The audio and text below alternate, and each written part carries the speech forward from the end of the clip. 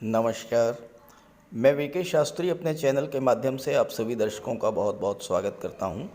2 मई 2023 बाद दोपहर 1:49 पर धन, वैभव, ऐश्वर्य, कंफर्ट, लग्जरी, प्रेम और विवाह के कारक दैत्य गुरु शुक्र राशि परिवर्तन करके अपने परम मित्र बुध की राशि मिथुन राशि में गोचर कर चुके हैं। इस गोचर की सबसे महत्वपूर्ण बात यह है कि 2 मई से 30 मई तक शुक्र और शनि का नवम पंचम योग बनेगा और त्रिकोण का संबंध बनने से शुक्र शनि दोनों ही एक्टिवेट होंगे और अपना पूरा फल देने में सक्षम होंगे। तो शुक्र के इस राशि परिवर्तन का कर्क राशि के जातकों के जीवन पर क्या प्रभाव पड़ेगा, इसी का विश्लेषण करेंगे इस वीडियो में। लेकिन उससे पहले मैं आपको ये बताऊंगा कि शुक्र क्या है, ये समझाऊंगा कि शुक्र का प्रभाव क्या होता है, तभी आप राशि परिवर्तन के प्रभाव को ठीक से समझ पाएंगे। ये विश्लेषण आपकी चंद्र राशि के आधार पर किया जा रहा है और वीडियो के अंत में मैं आपको शुक्र के उपाय भी बताऊंगा। दूसरी बात, कमेंट बॉक्स में किसी भी अनजान व्यक्ति के द्वारा दिए गए नंबर पर भूल करके भी कांटेक्ट मत कीजिएगा, आपके साथ फ्रॉड हो सकता है। पहले ये समझते हैं कि शुक्र क्या है और शुक्र का हमारे जीवन पर क्या प्रभाव पड़ता है। ज्योतिष शास्त्र में शुक्र को धन, वैभव, ऐश्वर्य, समृद्धि, संपन्नता, लव, रोमांस, विवाह, संतान, लग्जरी और विलासिता का कारक माना गया है। शुक्र प्रेम है, आकर्षण है, ग्लैमर है। शुक्र ही संतान उत्पत्ति के कारक हैं जिससे सृष्टि आगे बढ़ती है। दुनिया की वो सभी चीज़ें जिनमें आकर्षण है, चमक दमक है, ग्लैमर है और जिसे पाकर हमें सुख मिलता है, खुशी महसूस होती है, उन सब में शुक्र ही हैं। शुक्र कला और सौंदर्य के कारक हैं। वहीं ज्योतिष शास्त्र में शुक्र को दैत्य गुरु माना जाता है और इस तरह से शुक्र परम ज्ञानी भी हैं। शुक्र हमारी इच्छाओं और सपनों को रिप्रेजेंट करते हैं और अगर शुक्र कुंडली में बली हो तो ऐसे जातक की हर इच्छा पूरी होती है। वह जातक सुख, वैभव, विलासिता का भोग करता है। ऋषि पराशर का कहना है कि शुक्र और देवगुरु दो ही ऐसे ग्रह हैं जिनमें कुंडली के सभी दोषों को दूर करने की क्षमता होती है। शुक्र व्यक्ति को अत्यंत लोकप्रिय बना देते हैं, महान पब्लिक फिगर बनाते हैं और ऐसे जातक जिनकी कुंडली में शुक्र बली हों वो कला, अभिनय, सिनेमा जगत, टीवी सीरियल या मॉडलिंग के क्षेत्र में नाम, यश और अकूत धन संपदा अर्जित करते हैं। जीवन में शुक्र का प्रभाव इतना अधिक है कि शुक्र ना हो तो जीवन बिल्कुल नीरस हो जाएगा। न धन होगा, न सुख होगा, न प्रेम होगा, न आकर्षण होगा और ना ही सुख सुविधाएं होंगी। इसलिए शुक्र को बलवान रखना जीवन के सुखों का भोग करने के लिए ज़रूरी है। इसलिए शुक्र का उपाय करते रहें। उपायों पर आगे चर्चा करेंगे। अब प्रश्न ये है कि किन जातकों पर शुक्र के राशि परिवर्तन का सर्वाधिक प्रभाव पड़ेगा। वो जातक जिनकी जीवन में शुक्र की महादशा या अंतर्दशा चल रही हो या जिनकी राशि शुक्र की राशि तुला या वृषभ राशि हो या जो शुक्र के मित्र ग्रहों की राशि मकर, कुंभ, मिथुन या कन्या राशि के जातक हों, वो विशेष तौर पर इससे प्रभावित होंगे। चलिए अब राशियों पर शुक्र के राशि परिवर्तन के प्रभाव के बारे में चर्चा करते हैं। तो यह है कर्क राशि के जातकों की कुंडली। शुक्र का गोचर कुंडली के 12वें भाव में है, विदेश भाव में, और 12वें भाव में शुक्र अति विशिष्ट कारक होते हैं, यानी 12वें भाव के प्रभाव को बहुत अधिक बढ़ा देते हैं। शनि का गोचर अष्टम में है और शनि से 5वें भाव पर शुक्र हैं। देखिए 1, 2, 3, 4, 5। शनि से पंचम पर हैं शुक्र और शुक्र से 9वें भाव पर हैं शनि। तो शुक्र और शनि दोनों ही नवम पंचम का योग बना रहे हैं, एक दूसरे से त्रिकोण पर हैं, तो दोनों ही एक्टिवेट होंगे। तो शुक्र जिन भाव से संबंध रखते हैं, 12वें में गोचर कर रहे हैं, 11वें भाव के स्वामी हैं और चौथे भाव के स्वामी हैं, तो इन तीनों भाव का शुभ फल आपको देंगे। शनि सप्तम के स्वामी हैं और अष्टम के स्वामी हैं, तो 7वें और 8वें भाव का फल आपको प्रदान करेंगे। अब आप इसको समझिए जो है कि शुक्र आपको क्या क्या फल देने जा रहे हैं इस गोचर काल में। देखिए, 11वां भाव जो होता है ये आपकी इनकम का होता है, आपके लाभ का होता है, आपकी इच्छाओं का होता है। 12वां भाव जो होता है ये खर्चों का होता है, ये विदेश का होता है, कोर्ट कचहरी का होता है, धर्म अध्यात्म का होता है, अस्पताल का होता है। और चौथा भाव जो होता है ये भौतिक सुख सुविधाओं का है, माता का है, मातृभूमि का है, प्रॉपर्टी का है, वाहन का है। अब इन तीनों भाव को एक दूसरे से आप लिंक कीजिए। देखिए, शुक्र 11वें भाव के स्वामी हैं। 11वां भाव क्या है? आपकी इनकम का है। 12वां भाव क्या है? आपके खर्च का है। तो शुक्र के भाव प्रभाव से आपकी इनकम बढ़ेगी और आपका खर्च बढ़ेगा। सीधी सी बात है कि जब पैसा आएगा तभी तो खर्च होगा। तो पैसा कहाँ से आएगा? शुक्र की चीज़ों से आएगा, शुक्र के कारक तत्वों से आएगा, कला के क्षेत्र से आएगा, कला और सौंदर्य से संबंधित व्यापार व्यवसाय से धन आएगा। जिस भी क्षेत्र में आप हैं वहाँ से आपको लाभ होगा, वहाँ से आपको धन की प्राप्ति होगी, आपकी इनकम बढ़ेगी, खर्च होगा, खर्च बढ़ेगा। खर्च कहाँ पर बढ़ेगा? किन चीज़ों पर होगा? तो शुक्र चौथे भाव के स्वामी हैं, तो चौथे भाव की चीज़ों पर आपका खर्च होगा। अब चौथा भाव क्या है? आपका घर है, आपकी प्रॉपर्टी है, आपका मकान है, आपकी मातृभूमि है। तो खर्च आप अपने घर पर करेंगे, घर का डेकोरेशन करा सकते हैं, घर का विस्तार करा सकते हैं, या फिर घर का निर्माण भी करा कर सकते हैं, चूँकि शनि भी एक्टिव हैं। शनि निर्माण के कारक होते हैं, शनि भूमि भवन के कारक होते हैं। तो इस गोचर काल में आप भवन निर्माण करा सकते हैं, मकान बनवा सकते हैं, प्रॉपर्टी कोई खरीद सकते हैं, घर के सुख सुविधाओं के साधन आप खरीद सकते हैं। तो शुक्र यहाँ पर 3 काम कर रहे हैं। एक तो आपकी इनकम बढ़ा रहे हैं, दूसरे आपका खर्चा बढ़ा रहे हैं, और खर्च जो हो रहा है वो चौथे भाव की चीज़ों पर हो रहा है, एक चीज़। दूसरा, 12वां भाव क्या होता है? विदेश का होता है। चौथा भाव क्या होता है? मातृभूमि का है। चौथे भाव का स्वामी विदेश भाव में बैठा हुआ है। इसका क्या अर्थ हुआ? इसका सीधा सा अर्थ यह हुआ कि विदेश जाने का प्रबल योग है। अगर आप विदेश से संबंध रखते हैं, चाहे वो व्यापारिक संबंध हो, चाहे आप विदेश में नौकरी करते हों, या आप किसी भी कार्य के लिए विदेश जाना चाहते हैं, तो 2 मई से 30 मई तक विदेश जाने का शुभ योग है। अब विदेश का मतलब ये नहीं है कि आप अमेरिका, ब्रिटेन, कनाडा ही जाएं। विदेश का मतलब ये है कि मातृभूमि से दूर कोई दूसरा शहर, कोई दूसरा राज्य, जहाँ पर भाषा थोड़ी बदल जाए, कल्चर थोड़ा सा चेंज हो जाए, वो विदेश कहलाता है। आपके विदेश जाने का योग बनेगा।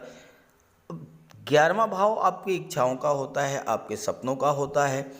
शुक्र 12वें भाव में है, तो आपकी इच्छाओं की पूर्ति करेंगे, आपके सपने पूरे होंगे। कहाँ पर होंगे? विदेश से जुड़ करके होंगे। शुक्र विवाह के कारक होते हैं, आपके विवाह का प्रबल योग बनेगा। शनि एक्टिवेट है, शनि सप्तम के स्वामी हैं, शुक्र के मित्र हैं, विवाह का योग बनेगा। लेकिन ये विवाह कहाँ पर होगा? ये विवाह जो है आपका विदेश से होगा। अब विदेश का मतलब ये है कि आप यूपी में हैं, यूपी में आप प्रयागराज में रहते हैं, तो आपका विवाह प्रयागराज में नहीं होगा, प्रयागराज से हट करके किसी दूसरे शहर में होगा। एमपी में हो सकता है, दिल्ली से हो सकता है। आपका जो रिलेशन होगा, जो वैवाहिक संबंध बनेगा इस गोचर काल में, वो विदेश से बनेगा, यानी कि अपनी मातृभूमि से दूर जा कर के बनेगा। अब चौथा भाव माता का होता है, परिजनों का होता है, परिवार का होता है। 12वां भाव जो होता है ये होता है अस्पताल का। तो इस गोचर काल में आपको अपने परिजनों के स्वास्थ्य का भी ध्यान रखना होगा, अपनी पत्नी के, जीवन साथी के स्वास्थ्य का ध्यान रखना होगा, अपनी माता के स्वास्थ्य का ध्यान रखना होगा, क्योंकि शुक्र चौथे के स्वामी होकर के 12वें में है। 12वां अस्पताल का भाव होता है। शुक्र यहाँ पर आपके लिए विदेश से संबंधित हर तरह का लाभ देने जा रहे हैं इस गोचर काल में। अब 12वां भाव क्या होता है? खर्चों का होता है। 11वां भाव क्या होता है? 11वां भाव आपके फ्रेंड सर्किल का होता है, आपके सोशल रिलेशन का होता है। तो आपके खर्चे फ्रेंड्स पर होंगे, आपके सोशल सर्किल पर होंगे। कैसे होंगे? आपके घर में कोई मांगलिक या धार्मिक आयोजन हो सकता है, क्योंकि 12वां भाव धर्म अध्यात्म का होता है, मोक्ष का होता है। मोक्ष का मतलब मरने के बाद वाला मोक्ष नहीं, मोक्ष का मतलब इच्छाओं की पूर्ति। जब इच्छाएं पूरी होती हैं तो स्वतः मोक्ष मिल जाता है। तो ये जो खर्च होगा आपके फ्रेंड सर्किल पर होगा, यानी कि रिलेटिव्स पर होगा, आपके मित्रों पर होगा। तो घर में कोई आयोजन होगा, शादी ब्याह हो सकता है, किसी संतान का जन्म हो सकता है, या और कोई धार्मिक पूजा पाठ वगैरह हो सकता है। इस तरह का कार्य जो है आपके जीवन में 2 मई से 30 मई तक होने जा रहा है। अब एक बात ध्यान दीजिएगा कि कर्क राशि के जातकों के जीवन कुंडली में शनि अष्टम में गोचर कर रहे हैं, तो कर्क राशि के जीवन में ढैया प्रभावी है। 17 जनवरी से ढैया प्रभावी है और शुक्र 12वें भाव में है, जो कि धर्म और अध्यात्म का होता है। तो इस गोचर काल में आप जितना अधिक पूजा पाठ में मन लगाएंगे, जितना ईश्वर में आपकी आस्था बढ़ेगी, जितना आप दान पुण्य करेंगे, उतना ही आपको शनि से लाभ मिलेगा। शनि सप्तम के स्वामी हैं और सप्तम भाव व्यापार का होता है, तो व्यापार में आपको लाभ मिलेगा। किस चीज़ का व्यापार आपके लिए ज़्यादा प्रॉफिटेबल होगा? अष्टम भाव की चीज़ों से जुड़े हुआ व्यापार आपके लिए ज़्यादा अच्छा होगा, क्योंकि शनि अष्टम में बैठे हुए हैं, यहाँ विपरीत राजयोग भी बना रहे हैं। अब अष्टम भाव क्या होता है? तो अष्टम भाव होता है रियल इस्टेट का, प्रॉपर्टी डीलिंग का, कंस्ट्रक्शन का कार्य। आप आर्किटेक्ट के रूप में, बिल्डर के रूप में, बिल्डिंग मटेरियल सप्लायर के रूप में, या वास्तु से आप जुड़ करके आप वास्तुशास्त्री हो सकते हैं, वहाँ से आपको पैसा मिलेगा। आप इंश्योरेंस के या मार्केटिंग के क्षेत्र से, ऑडिट या टैक्सेशन के क्षेत्र से, या आप डाटा प्रोसेसिंग के क्षेत्र से आपको धन की प्राप्ति हो सकती है। शुक्र आपको हर क्षेत्र से आपकी इनकम में वृद्धि करेंगे, साथ में साथ आपका खर्च भी कराएंगे। इस महीने में आपका निवेश नहीं होगा, बचत नहीं होगी, धन का संचय नहीं होगा, लेकिन खर्चे होंगे।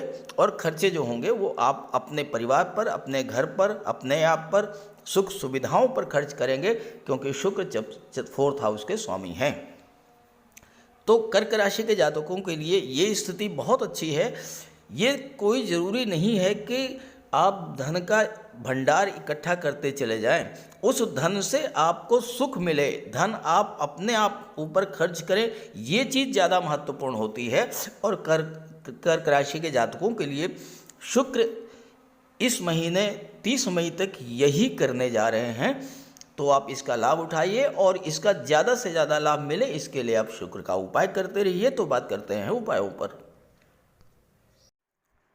ज्योतिष शास्त्र में शुक्र ग्रह को प्रेम, सौंदर्य, वैवाहिक सुख, वैभव, ऐश्वर्य का कारक माना गया है। जिन जातकों की कुंडली में शुक्र ग्रह मजबूत होता है, उनका दाम्पत्य जीवन अत्यंत मधुर और प्रेम से भरा होता है। शुक्र ग्रह की शुभता के चलते पति पत्नी के बीच हमेशा सामंजस्य बना रहता है और उनके पास कभी भी भौतिक सुखों की कोई कमी नहीं होती है। वहीं कुंडली में शुक्र के कमज़ोर होने पर व्यक्ति को आर्थिक तंगी झेलनी पड़ती है। पति पत्नी के बीच किसी न किसी बात को लेकर अक्सर वैचारिक मतभेद बने रहते हैं। तो इसके लिए शुक्र के उपाय कीजिए। सबसे पहले माता लक्ष्मी की उपासना कीजिए और शुक्रवार के दिन श्री सूक्त या लक्ष्मी सूक्त का जाप कीजिए। दूसरा, घर को साफ सुथरा स्वच्छ रखें, साफ सफाई पर विशेष ध्यान दें और घर में कबाड़ बिल्कुल जमा ना होने दें, कबाड़ को हटा दें। भूल करके भी फटे हुए या जले हुए कपड़े ना पहने, साफ सुथरे प्रेस करके कपड़े पहने और कपड़ों पर इत्र का भी प्रयोग करें। साथ ही साथ आप शुक्रवार के दिन 21 शुक्रवार तक सफ़ेद वस्तुएं, चीनी, दूध, दही, घी, इन सब का दान करें। और अगर आप कर सकते हैं तो शुक्रवार का व्रत भी रखें। व्रत के दिन माता लक्ष्मी की उपासना करें। चीनी, दूध, दही, घी, श्वेत वस्तुओं का दान करें। कन्याओं को भोजन करें, खीर और मिष्ठान। साथ ही साथ आप स्वयं भी शुक्रवार के दिन सफ़ेद रंग के वस्त्र धारण करें। शुक्र की शुभता को प्राप्त करने के लिए आप हीरा भी धारण कर सकते हैं, लेकिन किसी ज्योतिषी से सलाह लेकर के, और सच्चा मोती भी आप धारण कर सकते हैं। साथ ही साथ महिलाओं का सम्मान करें। किसी भी दशा में प्रयास ये करें कि अनावश्यक झगड़ा ना हो, कोई वाद विवाद की स्थिति हो तो उसको तूल ना दें।